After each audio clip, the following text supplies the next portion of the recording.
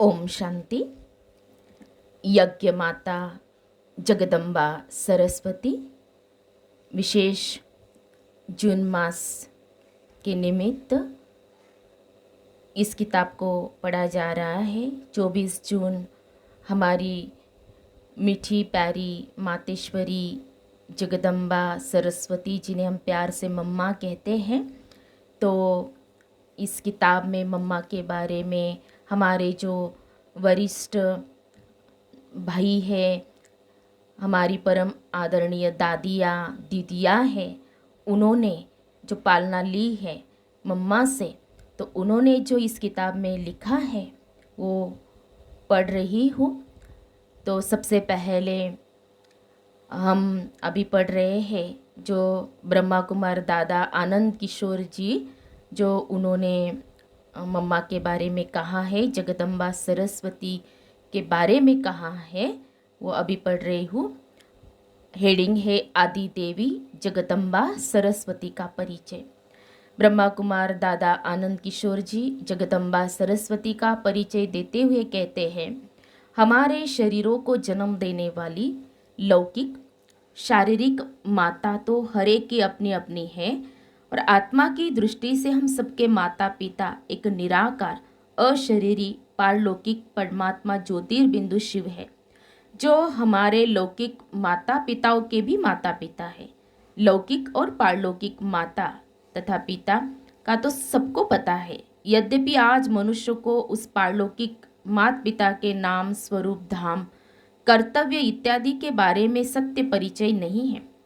परंतु सृष्टि चक्र के 5000 वर्ष के कल्प में एक समय वह भी आता है जब हमें अपनी अलौकिक माँ मिलती है। यह अलौकिक माता हमें कल्प में केवल एक ही बार और थोड़े से समय के लिए मिलती है। इनका ही नाम जगदम्बा आदि देवी माँ सरस्वती है।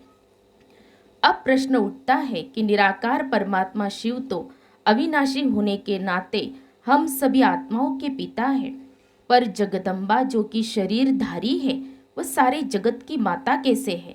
इसका सही उत्तर जानने के लिए जगदम्बा के अलौकिक कर्तव्य को समझना होगा।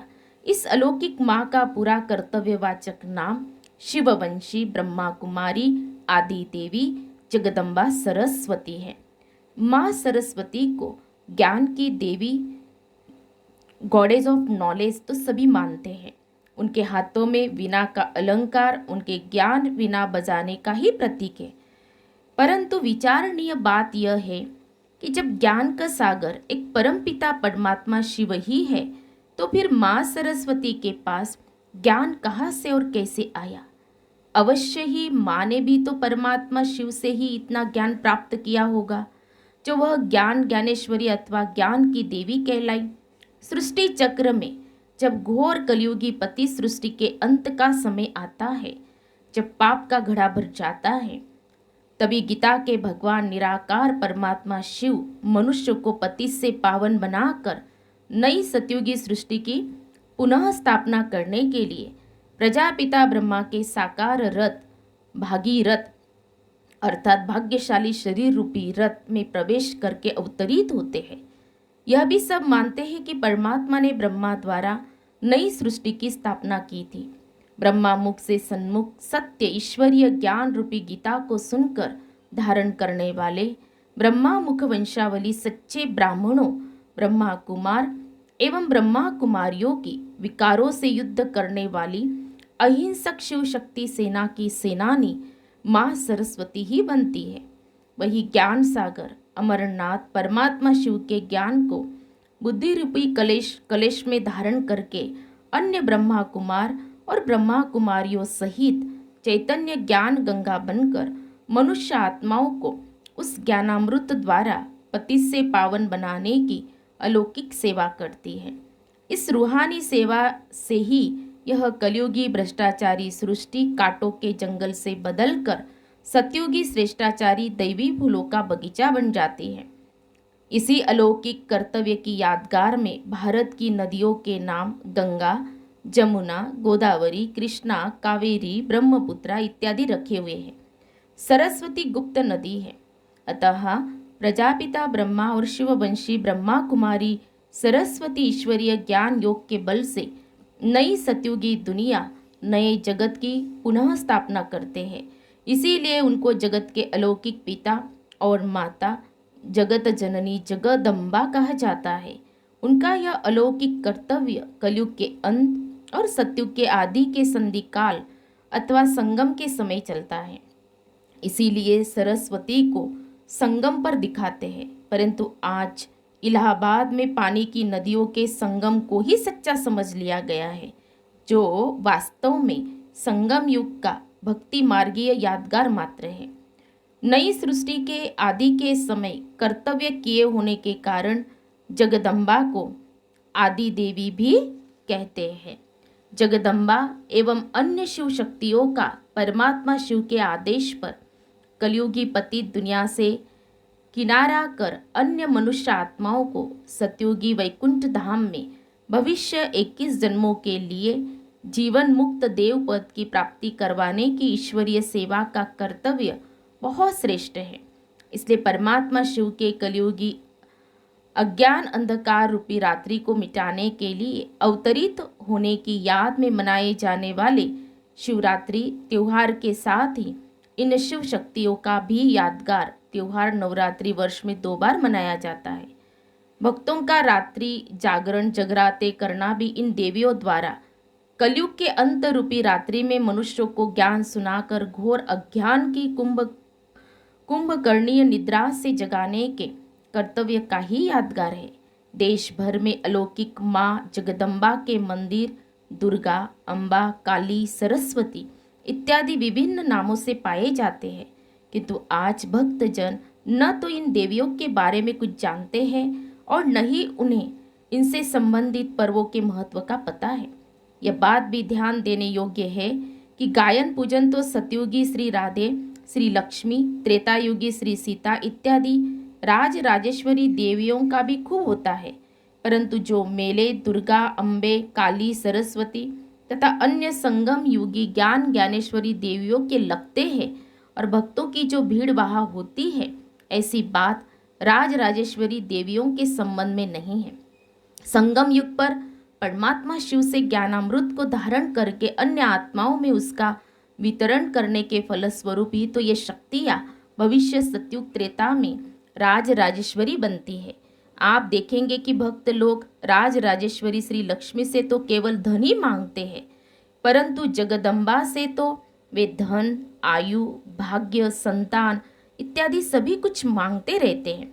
वास्तव में माँ अम्बा ही इन संपूर्ण सुख शांति के साधनों को स्थायी तौर पर प्राप्त करवाने वाली कामधेनु है, परंतु उनके द्वारा यह प्राप्ति उनके जड़ चित्रों के सामने गायन पूजन करने से नहीं, बल्कि संगम युग पर उनसे परमात्मा शिव का ज्ञान सुनकर धारण करने से ही होती है। इसीलिए तो कहते हैं कि ईश्वरीय ज्ञान के बिना गति नहीं और माँ सरस्वती तो ज्ञान की देवी है। आज तो मनुष्यों को संगम युगी ज्ञान ज्ञानेश्वरी और सतयुगी त्रेता युगी राज राजेश्वरी देवियों के कर्तव्य तथा काल की भिन्नता के बारे में रिंचक मात्र भी ज्ञान नहीं है। भक्त लोग जैसे परमात्मा शिव को अमरनाथ, सोमनाथ, विश्वनाथ इत्यादि अनेक कर्तव्यवाचक नामों से याद करते हैं, उसी रीति उन्होंने जगत जननी माँ को भी अम्बा, दुर्गा, काली, शीतला, सरस्वती इत्यादि बहुत से नाम दिए हैं। माँ को दुर्गा इसीलिए कहते हैं कि उन्होंने अपनी मनसा वाचा कर्मणा को एक दुर्ग अर्थात किले की तरह इतना मजबूत बना लिया था कि माया को उनके सामने आने की हिम्मत ही न होती थी। आसुरी मनुष्य उनके सामने जाते हुए लज्जा महसूस करते थे और झट नतमस्तक हो जाते थे। अबलाओं को बल देने वाले परमात्मा शिव से योग युक्त होकर उन्होंने शेरनी शक्ति का रूप धारण किया था, इसीलिए उनकी शेर पर सवारी दिखाते हैं। माँ को काली का विकराल रूप इसीलिए दे दिया गया है क्योंकि उन्होंने आसुरी वृत्ति वाले मनुष्यों से उनके विकारों की बलि ली थी। परंतु आश्चर्य है कि भक्तों की बुद्धि पर वे बजाय अपने विकारों की बलि देने के बेजुबान बकरे की हिंसक बलि देकर अहिंसा की साक्षात मूर्त माँ को प्रसन्न करने की व्यर्थ चेष्टा करते हैं। हिंसा करना तो पाप है।